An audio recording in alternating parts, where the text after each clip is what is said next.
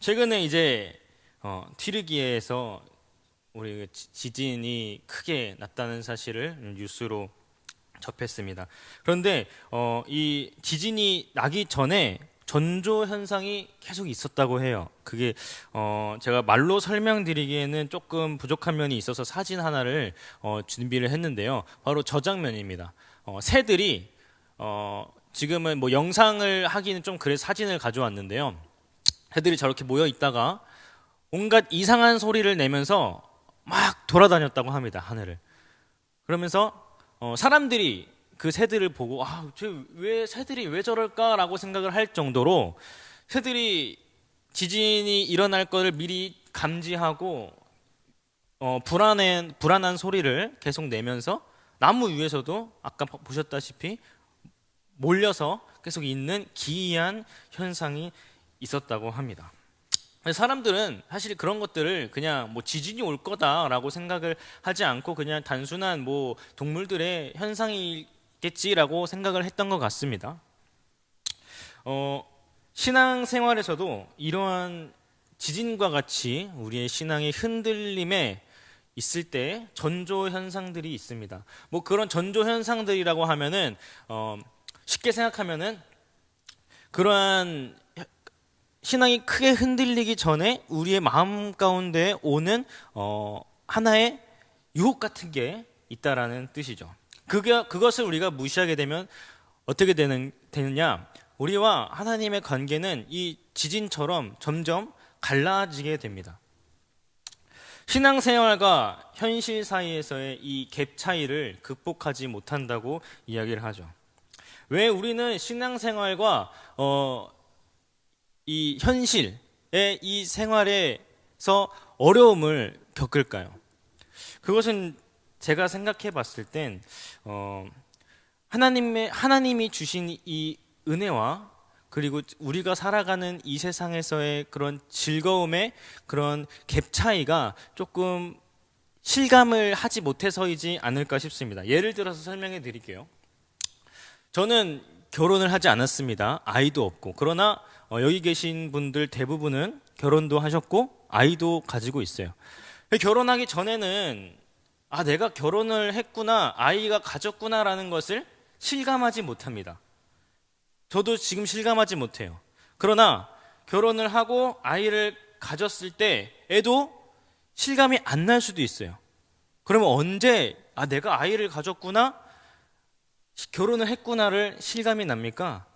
진짜 내가 부모인 것처럼 살아갈 때, 내가 진짜 부부인 것처럼 뭔가 내 행동이 변하고 내가 아이를 키우는 사람처럼 변하고 결혼을 한 사람처럼 변하는 나의 모습을 봤을 때 내가 그래도 결혼을 했구나, 아이를 내가 가졌구나 라는 것을 실감을 하게 됩니다. 마찬가지예요. 신앙생활도 마찬가지라고 생각합니다.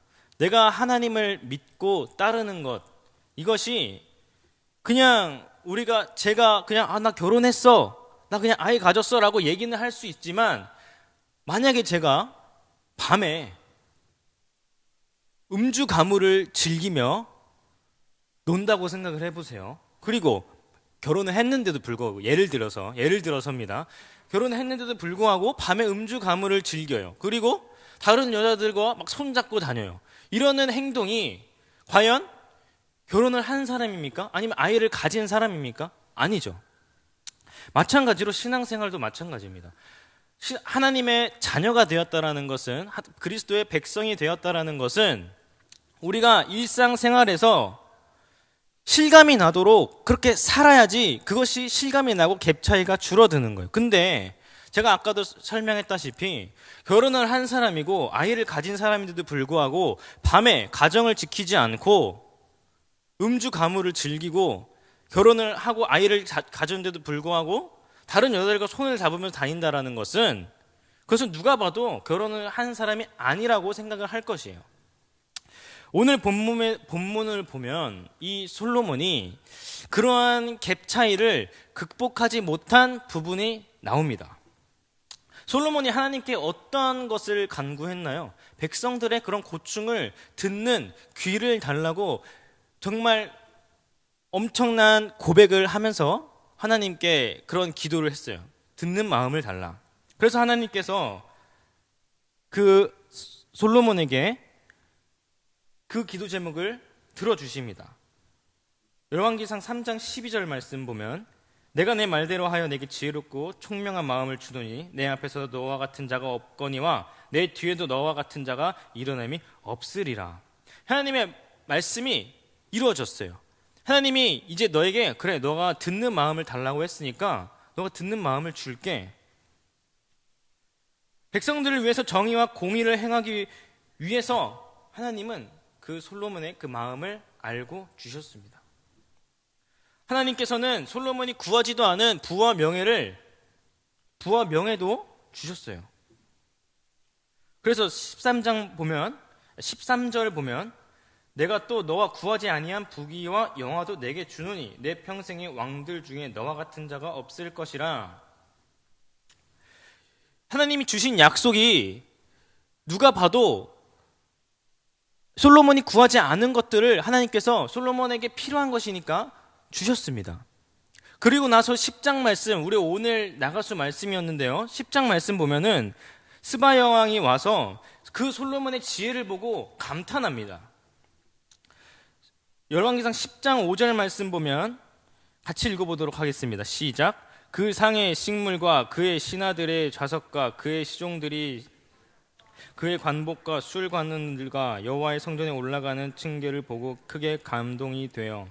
여기서 감동되었다라는 것은 그녀 안에 더 이상 숨이 없었다. 즉 솔로몬의 지혜와 명철이 정말 숨막힐 정도로 대단했다라는 것을 여기서 이야기해요. 제가 이 솔로몬이 받았던 부와 명예와 이러한 지혜들을 앞에서 언급하는 이유는 하나님께서는 솔로몬에게 이러한 은혜와 복을 허락하셨어요. 이러한 복을 허락하셨는데 여기에서 잘 마무리되었으면 좋겠지만 솔로몬은 제가 서두에 말씀했다시피 자기의 이런 하나님을 향한 그러한 열심과 나의 이 지금 현실 생활에서의 이 갭 차이를 극복하지 못한 부분이 바로 다음 절부터 나옵니다.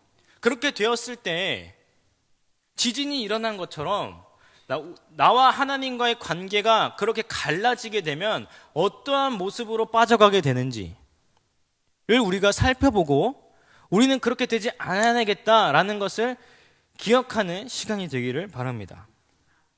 그래서 오늘 본문이에요. 10장 23절 25절 말씀 보면 솔로몬이 지혜가 세상의 어느 왕보다 컸어요. 하나님의 말씀대로 어느 왕보다 솔로몬은 그 지혜가 대단했습니다. 그래서 그 온 세상 사람들이 솔로몬의 그 지혜와 부와 명예를 보기 위해서 솔로몬을 찾으러 왔어요. 온 세상 사람들이 솔로몬을 보러 왔단 말이에요. 그들이 그냥 온 것도 아니에요. 각자 자기의 예물들을 들고 왔어요. 이것을 열왕기상을 쓴 기자는 이것을 강조하기 위해서 이걸 썼다고 해요. 하나님께서 솔로몬의 마음에 주신 지혜 때문에, 지혜는 다시 말하면 하나님께서 솔로몬에게 하나님이 주신 그 지혜가 하나님이 주신 것을 강조하기 위해서 이것을 썼는데 결국에는 하나님이 솔로몬의 마음 가운데 집어넣으신 지혜를 사람들이 보기 위해서 왔다라는 것이에요. 그런데 솔로몬은 이것을 어떻게 사용했습니까? 자기가 원하는 대로, 자기가 누리고 싶은 대로, 자기 멋대로 사용했다라는 거예요. 그럼 우리는 이렇게 질문을 할 수 있습니다. 과연 솔로몬이 했던 무엇을 했길래 이게 자기 멋대로 한 것일까? 하나님이 솔로몬의 마음에 지혜를 주셨는데 과연 어떤 점에서 솔로몬은 그것을 잘못 사용했을까? 이것을 우리의 상황에 대입해서 말씀드리자면 하나님은 우리에게 엄청난 은혜를 주셨어요. 그렇죠?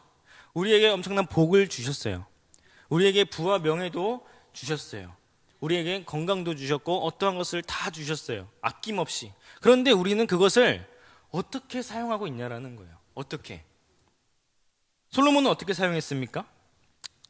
26절 한번 보겠습니다. 26절 다 같이 읽어보겠습니다. 시작. 솔로몬이 병거와 마병을 모음해 병거가 1,400대요 마병이 12,000명이라 병거 정도 두고 예루살렘 왕에게도 두었으며.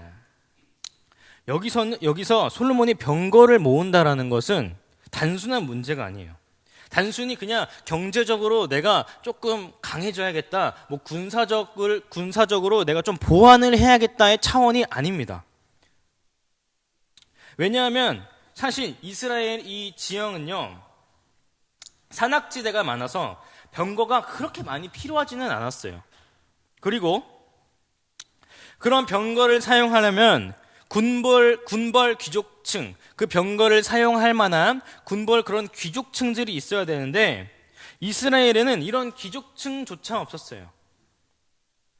그리고 더 중요한 것은 무엇이냐면, 이것보다도 더 중요한 것은 무엇이냐면은 신명기 17장 16절에서 보면 왕은 이런 병거를 모으는 것을 모으지 말라라고 분명 그렇게 규정에 나와 있어요. 왕은 병거를 모으지 마라. 왜? 병거를 모은다라는 것은, 왕이 병거를 모은다라는 것은, 이스라엘 왕은 하나님을 의지해야 되는데 병거를 모은다라는 것은 이 병거를 의지하겠다라는 것이거든요.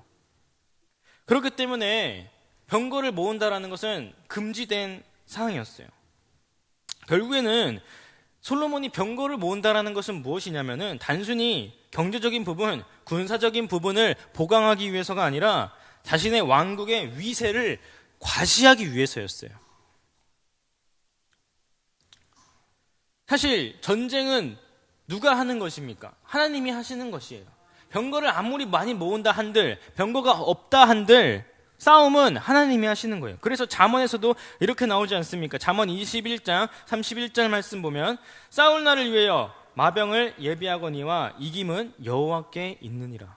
모든 싸움은 여호와께 있는 것이었어요. 왕은 그것을 알아야 했습니다. 그래서 마병을 모으지 말라는 거였어요, 하나님이. 근데 마병을 모읍니다. 심지어 그 마병을 어디서 모으냐면은 애굽에 있는 애굽 나라에서 그 마병을 수입해 와요. 애굽이 어떤 나라입니까? 하나님이 이스라엘 백성들을 출애굽시킨 그 나라잖아요.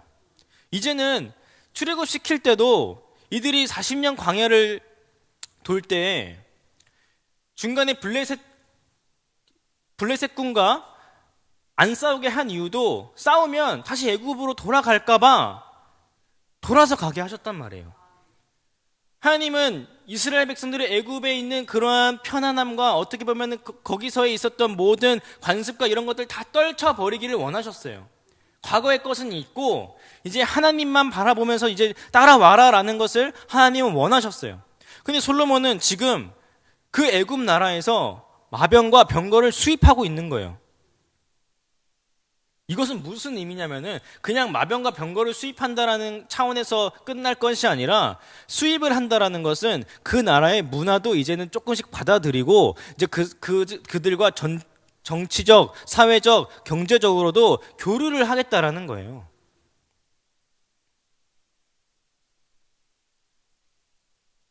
그런 현상에서 중요한 것은 솔로몬이 그렇게 하다 보니까 자신에게 병거도 많아지고 이제는 조금 왕권도 좀 세워졌어요. 그리고 이방 나라들을 11장으로 넘어오게 되면, 오늘 본문 말씀인데요, 나가서 본문 말씀인데요, 11장에 넘어오면 결국에는 이 솔로몬이 이방 여인들과 결혼을 하면서 하나님을 떠나게 됩니다. 거기에서 가장 중요한 그 마음이 무엇이냐면은 이방 사람들, 여인들만 사랑한 것이 아니라 그 문화들을 가지고 오다 보니까 그들의 우상들도 솔로몬이 섬기게 된 거예요. 이때 당시에 고대 사회에, 이때 당시의 사회를 보면 이방 나라의 신과 솔로몬이 섬기고 있는 이 하나님의 신은 좀 달랐어요. 뭐가 달랐냐면은 이방 나라의 신들은 왕이 곧 신이에요. 왕이 곧 신이에요. 그래서 그 나라의 백성들은 왕을 신처럼 대해요. 근데 이스라엘 백성과 솔로몬의 입장에서 보면은 나는 신이 아니야. 내 위에는 하나님이 있고 왕조차 하나님 앞에 무릎 꿇어야 돼요. 근데 이방 나라들의 신을 보니까 야, 쟤들이 왕들이 좀 신대우를 받네. 그럼 그게 좀 이제 매력적인 거예요. 그러니까 거기에 빠지게 된 겁니다. 우리 주변에 있는 이단들도 마찬가지예요. 이단들 자기들이 뭐라고 하면서 다녀요? 자기가 예수님이라고 하고 다녀요. 자기가 하나님이라고 하고.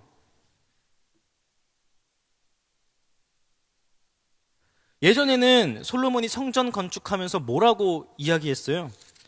열왕기상 8장 보면은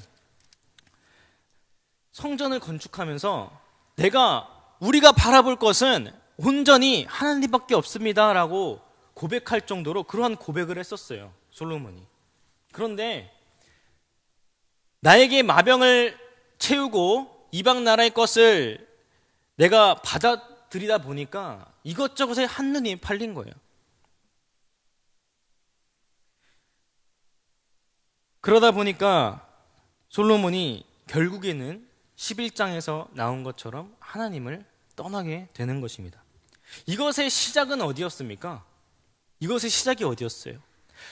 결국에 솔로몬이 여호와를 떠나게 된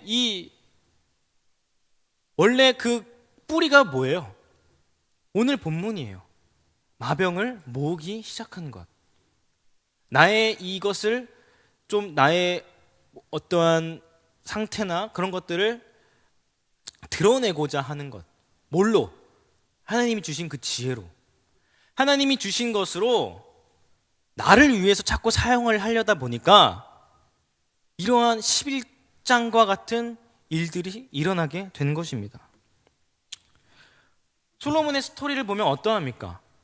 이것을 우리가 제3자의 입장에서 영화 한 편을 봤다고 생각을 해봅시다. 지금 우리가 본 솔로몬은 어떠해요? 굉장히 어리석지 않습니까? 하나님이 주신 지혜로 가지고 그냥 하나님만 바라보면서 살면은 분명 부귀영화도 누릴 수 있고 그냥 그 안에서 잘 살 수 있었을 텐데 왜 굳이 마병을 모았을까라고 우리는 생각하지 않겠어요? 근데 이게 우리와 상황이 굉장히 비슷합니다.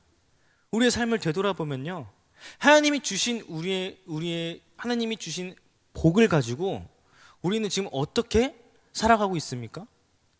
주변 사람들을 위해서 전도하고 베풀고 배려하며 그렇게 살아가고 있습니까? 아니면 나의 부와 명예와 길을 위해서만 살아가고 있습니까? 다시 한번 말하지만 하나님이 주신 솔로몬에게 주신 이 지혜는요, 하나님이 주신 거예요. 그렇다면 그것은 무슨 말이냐면은 하나님 안에서, 하나님의 그 손 안에서 사용해야 지혜가 되는 거지, 하나님의 손 밖을 벗어나면 그거는 어리석은 행동과 같다라는 겁니다. 하나님이 주신 복을요, 우리는 아무렇지 않게 생각을 한다면 우리는 그 복을 복처럼 사용하지도 못합니다. 우리가 하나님의 은혜와 복을 하나님의 백성들을 위해 공의롭게 사용해야 한다는 것을 솔로몬을 통해서 이야기해주고 있는 것이에요. 우리에게 주신 이 복을 각자마다 또 하나님이 주신 은사도 다를 것입니다. 우리는 그것을 어떻게 사용할 것입니까?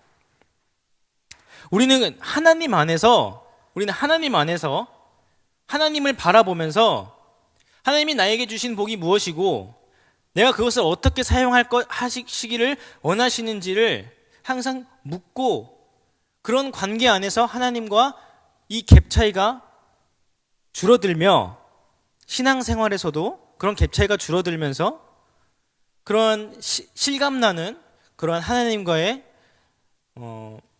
신앙생활을 하기를 원합니다. 이 세상은요, 여러분들도 알다시피 굉장히 악으로 치닫고 있습니다. 제가 최근에 이 연남동에서 홍대까지 그냥 한번 걸어가 본 적이 있어요. 걸어갔는데 여러분들도 아실지는 모르겠지만 벽마다 뭐가 써져 있냐면은 뭐 이렇게 막 파스텔 같은 걸로 막 글자를 써놨어요. 근데 제가 한 그 글자만 한 10번 넘게 본 것 같아요. 뭐냐면은 자유의지였어요. 자유의지. 모르겠어요. 어떤 의미에서 자유의지를 그렇게 써놨는지는 모르겠지만 뭔가 자유가 되게 갈급해 보였어요. 자유가. 그들에게 자유란 무엇일까요? 또 우리가 생각하는 자유는 무엇인가요? 하나님은 우리에게 자유의지라는 것을 주셨는데 마찬가지로 이 자유의지도요. 자유롭게 행할 수 있는 것도 하나님 안에서 써야 자유의지지 그게 하나님 밖에서 사용하는 것은 그것은 자유의지가 아닙니다. 최근에 뉴스에서 이런 이야기가 있었어요. 일본에 매독 환자가 갑자기 급증을 했대요. 매독 환자가. 왜 그런가 했더니 우리나라는 예전부터 이제 그 데이팅 앱이라 그러죠. 그 뭐 앱으로 이제 막 만나가지고 이제 사귀고 이런 게 뭐 옛날부터 조금 있었는데 일본에선 최근 들어 이제 그런 데이트 앱 이런 것들이 활성화되기 시작했대요. 그러다 보니까 그런 데이트 앱으로 아무나 만나가지고 이제 그런 성관계를 아무렇게나 않게 하는 거예요. 그런 것들이 이제 갑자기 유행이 되는 거예요. 그러다 보니까 갑자기 매독 환자들이 급증하게 되면서 지금 일본 청년들에게 가장 위협이 되고 있다라는 뉴스가 최근에 나왔습니다. 그리고 또 우리나라에서 최근에 난 판결인데요. 동성 부부 부양을 인정하는 판례가 대법원에서 났습니다. 최근이에요. 원래는 이게 1심에서 동성은 부부로 될 수 없다라는 판정을 했는데 이게 2심에서 아예 뒤집어진 거예요. 그래서 그 판결문을 보니까 이렇게 나와 있어요. 사실혼 배우자 집단과 동성 결합 상대방 집단은 이성이 동성인지만 달리할 뿐이지 본질적으로 동일한 집단으로 평가할 수 있다. 이게 판결문이에요. 사실혼 부부로 인정하지 않을지라도 건강보험 피부양자 차별은 평등 원칙에 위배된다. 라고 해서 이게 판결이 났습니다. 이게 불과 며칠 전이에요. 며칠 전에 이 기사가 났어요. 참 이 판결을 듣고 너무 어이가 없었습니다. 하나님 안에서 누려야 할 그 자유의지가요. 하나님 밖에서 너무나도 자기들 멋대로 자유롭게 다니고 있어요. 우리 어른들은 그래요. 이제 뭐 이런 얘기하면 좀 그럴 수도 있지만 많이 뭐 살고 저도 마찬가지일 거예요. 많이 살면은 뭐 50년, 60년 이렇게 살 텐데 우리 자녀들은 그 이상 그리고 더 악한 세상에서 살아갈 것입니다. 동성 부부가 인정이 됐다라는 것은 이젠 조금씩 이 악한 세력들이 이제 하나님의 그 영역을 침투하고 있다라는 거예요. 이것은 분명 전조현상일 것입니다. 점점 갈라질 거예요. 이런 상황에서 우리는 어떻게 해야 하는가? 이제 하나님이 주신 이 은혜와 복을요, 우리들만 위해서, 아니, 나만을 위해서 사용할 때는 이제는 아니지 않나라는 생각이 들었어요. 우리 아이들을 위해서 많이 기도해 주셔야 됩니다. 점점 아이들의 수는 줄어가지만 아이들이 수가 줄어드는 건 큰 문제가 되지 않습니다. 그 안에서 진짜 하나님의 사람이 많이 나온다면 분명 변할 수 있을 것입니다.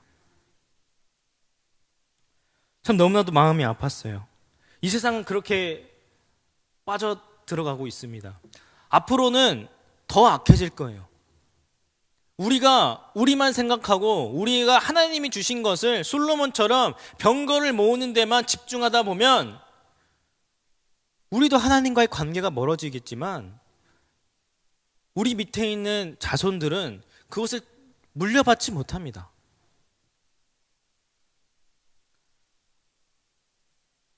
그럼 지금보다도 더 악한 세상에서 이 아이들은 더 힘들게 신앙생활을 하면서 살아가야 해요. 여러분들도 지금까지 몇십 년 동안 이 세상에서 신앙생활, 믿음생활 하시는데 얼마나 힘드셨습니까? 얼마나 세상과 치열하게 싸우셨습니까? 얼마나 세상이 강했습니까? 근데 이 아이들은 더 강한 세력들과 싸워야 해요. 더 강한. 그런 아이들을 위해서 많이 기도해 주시고 그런 나라가 되지 않도록 많이 기도해 주시고 더 나아가서는 우리도 그런 자들을 위해서 뭘 해야 될지는 잘 개개인마다 다르겠지만 하나님이 우리에게 주신 분명한 비전과 목표가 분명히 있을 것입니다. 솔로몬처럼 병거를 모으지 말고 저는 우리의 인생이 이 11장으로 넘어가지 않았으면 좋겠어요. 딱 어디서 10장 25절 거기서 우리의 인생은 멈춰섰으면 좋겠습니다. 그 이후에 병거를 모으지 말고 하나님 안에서 하나님이 주신 그 복을 하나님 안에서 잘 누리며 주변에게 그 하나님의 은혜를 잘 끼치며 살아가는 우리 귀한 성도님들 되기를 축복합니다. 기도하겠습니다.